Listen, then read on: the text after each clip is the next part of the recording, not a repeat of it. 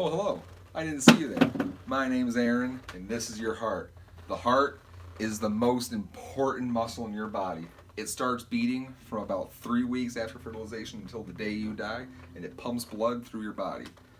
How does that start? Well, we're going to start here with the superior and the inferior vena cava. All right? So the blood comes through, unoxygenated blood comes through and goes in to the right atrium right here. And then it goes through the tricuspid valve, which does something like this. And so it prevents blood from backflowing because it can't go through this, but it can go through like that. And then once it's in, it goes through that into the right ventricle. From the right ventricle, the heart contracts, and then it's going to go up into the pulmonary artery and out to the left or right lung. As you can see, it goes that way. It goes that way, left, right, left. And then it goes to the lungs. In the lungs, it gets into the pulmonary capillaries, which are around the alveoli, which is where oxygen goes from the alveoli into the blood, and carbon dioxide is released from the blood. And oxygen, you need that. All right, so blood, we got oxygenated blood. What are we gonna do with it? Gotta get back to the heart. So the heart pumps and creates pressure, which pushes it along. And so the blood then returns through the pulmonary veins on the left and right side of the heart. And then once it gets there, it goes to the left atrium. My name's Austin, and I'm coming to you live from Emily's basement to describe to you the cardiac conduction system and how it works. Now, there are three main parts of the cardiac conduction system.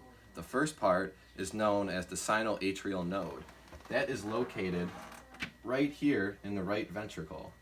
Another key part is the atrioventricular node, otherwise known as the AV node. And that is located as well, but just on the other side in the right ventricle. And the third part is called the AV bundle, and that is located in this whole section right here that has impulses known to carry in the Purkinje fibers that shoot up the right and left side. The sinoatrial node, or otherwise known as the SA node, is located on the left side of the right ventricle. The atrioventricular node, or otherwise known as the AV node, is located directly across right there.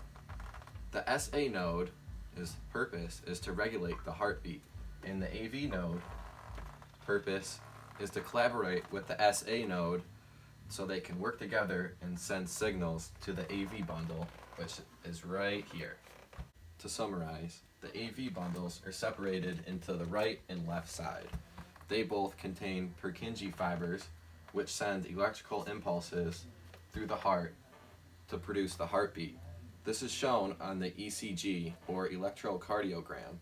All these together, the SA node, the AV node, and the AV bundles all work together and produce the impulse of the heart. Hi, my name is Steven, and I'm going to go off of what Aaron said about how the heart pumps blood throughout the body. The heart pumps blood to all parts of the body. Oxygenated poor blood returns from the body to the heart through the superior and inferior vena cava, the two main veins that bring blood back to the heart. The oxygenated poor blood enters the right atrium, or right upper chamber of the heart. The circulatory system, consisting of the heart, arteries, capillaries, and veins, is the pumping method that transport blood throughout the body.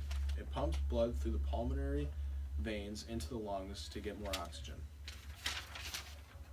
The aorta is the main artery, leaving the back and left side of the heart. It carries freshly oxygenated blood to the body. Now the ascending aorta, a portion of the aorta commencing at the upper part of the base of the left ventricle on like a level with the lower border of the three chambers of the cricoid cartilage. Hi, my name is Katie, and I'll be talking about the left side of the heart. The ascending aorta carries oxygenated blood from the arch of the aorta to the iliac arteries. The pulmonary artery carries deoxygenated blood from the right ventricle to the lungs. The pulmonary vein carries oxygenated blood from the lungs back to the left atrium of the heart. The left atrium passes oxygenated blood from the pulmonary veins into the left ventricle. The bicuspid valve passes oxygenated blood from the pulmonary veins into the left ventricle. The left ventricle receives arterial blood from the left atrium and pumps it into the aorta. The myocardium stimulates the heart contractions and relaxation. The epicardium protects the inner heart layers and also assists in the production of pericardial fluid. The descending aorta carries blood from the aortic arch to the smaller arteries. Hi, my name's Emily, and I'm describing the right side of the heart. And the superior vena cava it takes blood to the heart, and then the right atrium passes oxygenated blood from the pulmonary veins into the right ventricle, and then the tricuspid valve. The function of that is to ensure that blood flows from the right atrium to the right ventricle, and then the right ventricle pumps low pressure blood from the heart to the lungs, where it is recharged and returned for delivery to the rest of the body. And then the inferior vena cava carries deoxygenated blood from the lower body to the heart. All right, so more on the heart. The heart is located in the middle of the chest between the left and right lung. Also, those are your only lungs. It is in the middle of the chest, and it kind of goes off into the left side of the chest here, so it's right about here. It's about the size of your fist. All right, now, the heart beats about 60 to 100 times a minute on average. Over 120 would be tachycardia. Under 60 would be bradycardia. All right, now tachycardia, so that's a faster than normal heartbeat. That can be caused by all sorts of things such as exercise, stress, and anxiety. Whereas bradycardia can be caused by a bunch of medical conditions. It can also be caused by medication. If you're really fit, you can have a slower heart rate. All right, so a little more on the heart. It is located here in the middle of the chest between both lungs. It is in the middle of the chest and kind of goes over into the left side of the chest. Now the heart beats 60 to 100 times a minute on average. Over 120 would be tachycardia. Under 60 would be bradycardia. Now tachycardia is a higher than normal Dang it! Okay, so I'm going to be talking about blood pressure. A normal systolic blood pressure would be like 90 to 120, and then a diastolic should be between like 60 to 80.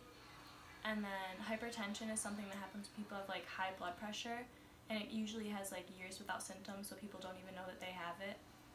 And uncontrolled high blood pressure can cause heart attacks and strokes.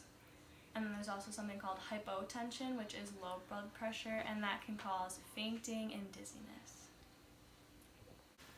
Hi, my name is Steven, and I'm here to give you one quick fact about cardiac output. Cardiac output is how much blood is pumped by the heart through the circulatory system in 1 minute. The amount of blood put out by the left ventricle of the heart consists of the stroke volume.